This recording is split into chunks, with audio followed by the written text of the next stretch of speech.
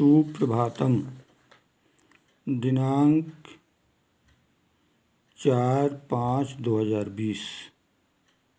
कक्षा 9। विषय हिंदी।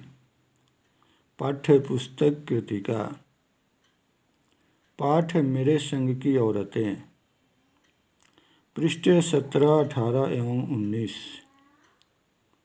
भाग 3। इसके पूर्व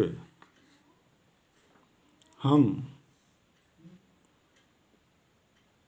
भैया बहनों से अपेक्षा करते हैं कि नियमित दिनचर्या के आधार पर कार्य कर रहे होंगे तथा स्वस्थ एवं कुशल होंगे। भैया बहन, पिछली कक्षा में हम लोग लेखिका की माँ के बारे में अध्ययन किए थे। आज लेखिका की परदादी के बारे में अध्ययन करेंगे। पृष्ठ से संबंधित शब्दार्थ के पश्चात परदादी का रहस्य को कुछ उपबिंदुओं में विभक्त कर यथा अपरिग्रह की भावना, लीक से हटकर चलना, परदादी और चोर, चोर से माँ बेटे का संबंध बिंदुओं के रूप में अध्ययन करेंगे। लेखिका की परदादी हमेशा लीक से हटकर चलती थी। जैन धर्म को मानने वाली थी। वह सामानों का संचय नहीं करती थी। आवश्यकता से अधिक सामान को दान कर देती थी। जैन समाज में अपरिग्रह उसका मूलभूत सिद्धांत है। परदादी को पौत्र की नहीं, पौत्री की इच्छा थी। उन्होंने भगवान से यह दुआ मांगी कि उनकी पतोहू की पहली संतान लड़की पैदा हो, न कि लड़का। समाज सदा से ही लड़कों की कामना करता रहा है, पर लेखिका की परदादी ने यह दुआ मांगी जिसे समाज बोझ समझता था। उनकी मन्नत के बारे में जानकर सभी हैरान रह गए, क्योंकि उन्होंने यह बात सभी को बता दी थी। उनके बार बार मंदिर में जाकर दुआ मांगने का असर यह हुआ कि भगवान भी अफरा तफरी में आ गए और घर में 5 कन्याओं का जन्म हुआ। पूरा नकुर गांव मानता था कि परदादी का सीधा संबंध भगवान से है। वह भगवान से बातचीत करती रहती है।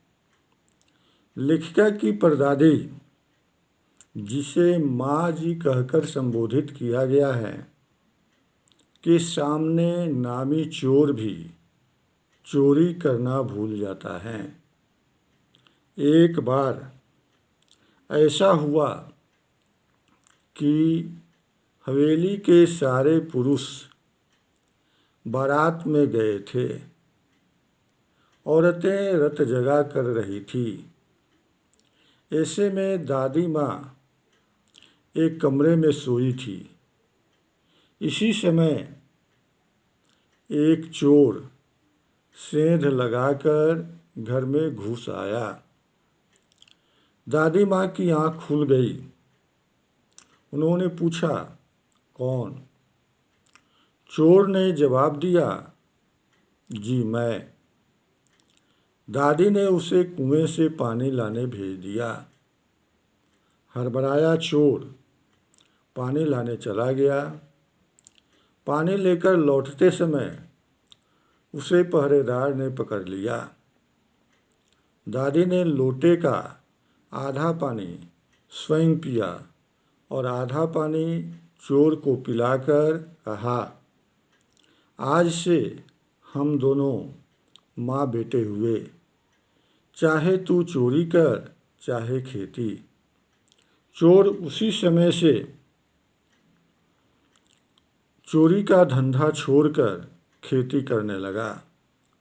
इस प्रकार उसका जीवन बदल गया।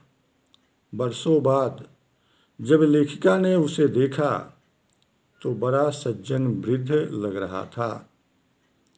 इस प्रकार हम कह सकते हैं कि लेखिका की परदादी में दानशीलता, सदयता, ईश्वर में आस्था, व्यापक दृष्टिकोण आदि गुण विद्यमान थे। अगली कक्षा में लेखिका के संबंध में हम अध्ययन करेंगे। अध्ययनोपरांत गृह कार्य जो दिए जा रहे हैं वे इस प्रकार हैं। पहला प्रश्न, परदादी ने पतोहू के लिए पहले बच्चे के रूप में लड़की पैदा होने की मन्नत क्यों मांगी? दूसरा, परदादी ने ऐसी कौन सी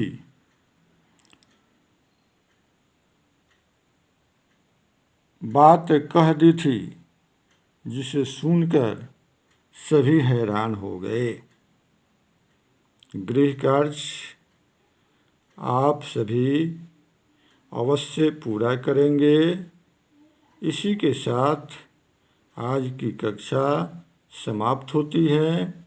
जय हिंद।